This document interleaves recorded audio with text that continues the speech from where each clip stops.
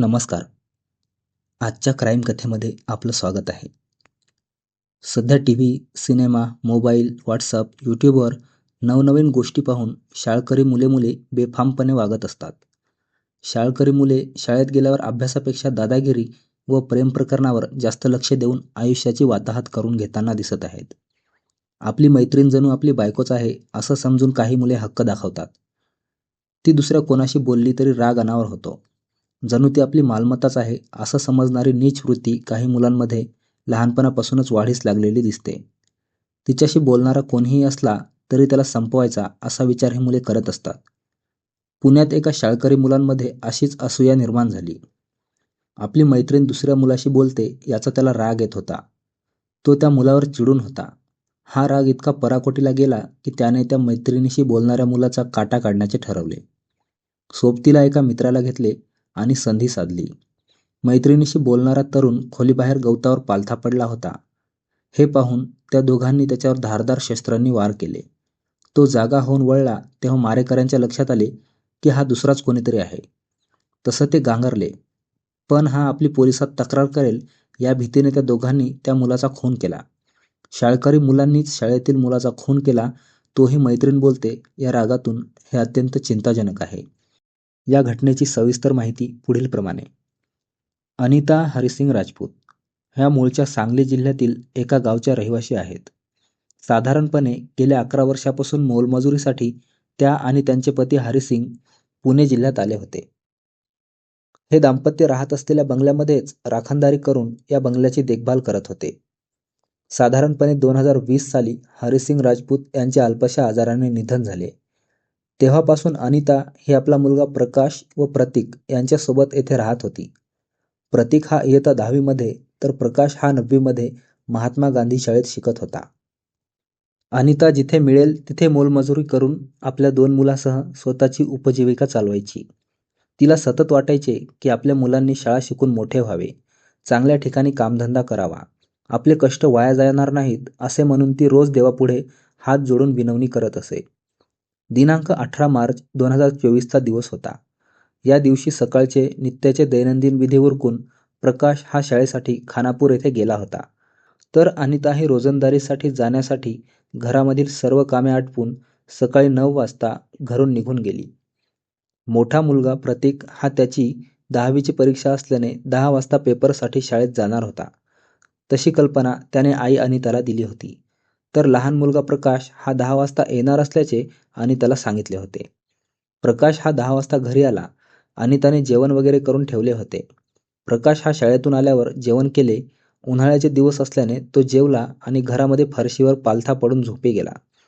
साधारणपणे प्रतीक हा 5:30 वाजण्याच्या सुमारास घरी आला होता. त्यावेळेस प्रतीकने आई अनिताला फोन करून सांगितले की प्रकाश याला कुत्रं चावलं आहे, तू लवकर घरी ये. हे समजताच काही वेळात अनिता तातडीने राहत असलेल्या ठिकाणी आली.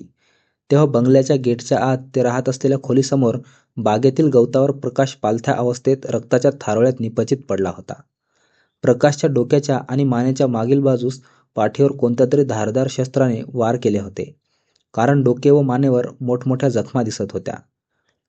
तोपर्यंत प्रतीकने ही घटना हवेली पोलीस स्टेशनला कळवली होती.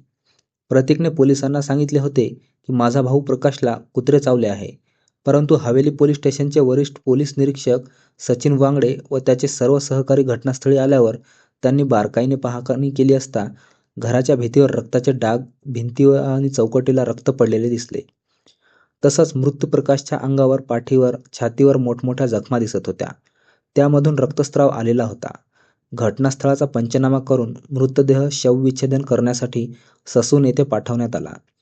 वरिष्ठ पोलीस निरीक्षक सचिन गावंडे यांनी तात्काळ ही गोष्ट आपल्या वरिष्ठांना कळवली. हे सर्व वरिष्ठ काही वेळातच घटनास्थळी दाखल झाले. घटनास्थळाची बारकाईने पाहणी करून प्रत्येक जण वेगवेगळे तर्क काढू लागला.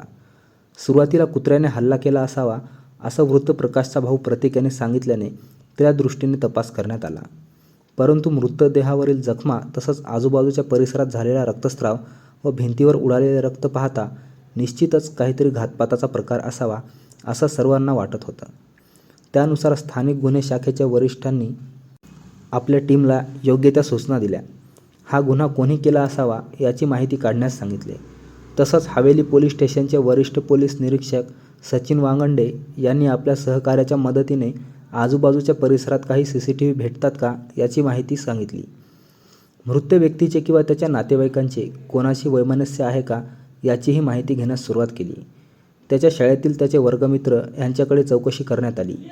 तसंच प्रकाश याचा त्या दिवशीचा दिनक्रम त्याची आई अनिता, भाऊ प्रतीक यांच्याकडे विचारण्यात आला.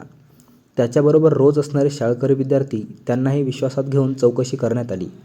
परंतु यातून काहीच निष्पन्न होत नव्हतं.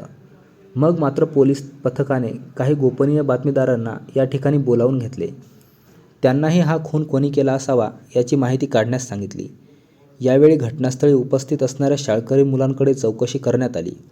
दरम्यान त्यातील 2 मुले पोलिसांना मदत करण्याच्या बहाण्याने पोलिसांसमवेत फिरत होती. पोलिसांच्या नजरेतून ही बाब सुटली नाही. खासगी वेशातील पोलीस कर्मचाऱ्यांनी यामध्ये खूप महत्त्वपूर्ण भूमिका बजावली. त्यावेळी त्यांच्या मित्रपरिवारातील एका मुलाने पोलिसांना अत्यंत महत्त्वपूर्ण माहिती सांगितली की मयत प्रकाशचा भाऊ प्रतीक, त्याच्या घराच्या बाजूला राहणारा एक मुलगा व प्रतीक यांच्यात एका मुलीच्या कारणावरून वाद झाला होता. त्या मुलाचे आमच्या शाळेतील एका मुलीबरोबर प्रेमसंबंध होते. ती मुलगी त्याच्याबरोबर पूर्वी खूप बोलत असायची, परंतु गेल्या 2-3 महिन्यापासून ती त्याच्याशी न बोलता प्रतीकशी बोलायची. त्यामुळे त्या मुलाला प्रतीकचा खूप राग आला होता. तो बोलता बोलता एकदा मला म्हणाला की मी प्रतीकचा कायमचा बंदोबस्त करणार आहे, कारण माझी मैत्रीण माझ्याशी न बोलता प्रतीकच्या संपर्कात असून ती त्याच्याशी सतत बोलत असते, त्यामुळे ती मला टाळते. याला कारण प्रतीकच आहे असं त्यानं सांगितलं. त्या पोलीस कर्मचाऱ्याने ही गोष्ट आपल्या वरिष्ठांना सांगितली. त्यावेळेस तपास पथकाने संशयित असणाऱ्या मुलाला तपास चालू होता त्या ठिकाणी बोलवले. त्याच्याकडे चौकशी केली असता त्याने सांगितले की मी 10वीला आहे, आताच पेपर देऊन आलो आहे. शेजारी काय गडबड झाली, आवाज बडबड चालू होती म्हणून मी काय झाले ते पाहायला आलो. उलट तो पोलिसांनाच उलटी माहिती सांगून बेबनाव करत होता. अनुभवी पोलीस कर्मचाऱ्यांनी त्याला विश्वासात घेऊन बोलते केले. तो सराईत गुन्हेगाराप्रमाणे मी त्याच्या गावचा नाहीच, माझा काहीच संबंध नाही असं भासवत होता. परंतु पोलीस अधिकारी व कर्मचाऱ्यांच्या शब्दफेकीपुढे त्याचे काहीच चालू शकले नाही. त्याने आपणच गुन्हा केल्याची कबुली दिली. त्याच्याकडे एवढा निर्घृण खून करण्याचे कारण काय असं विचारले तेव्हा त्याने सांगितले की माझी शाळेत एक मैत्रीण होती. ती माझ्याशी खूप चांगली बोलायची, परंतु गेल्या काही दिवसापासून ती माझ्याशी न बोलता प्रकाशचा भाऊ प्रतीकशी बोलत असायची. त्यामुळे मला प्रतीकला कायमची अद्दल घडवायची होती. म्हणून त्या दिवशी मी माझ्या एका मित्राला घेऊन प्रतीकचा कार्यक्रम करण्यासाठी त्याच्या घरी आलो होतो. त्यावेळेस त्याचा भाऊ प्रकाश हा पाठमोरा झोपलेला होता.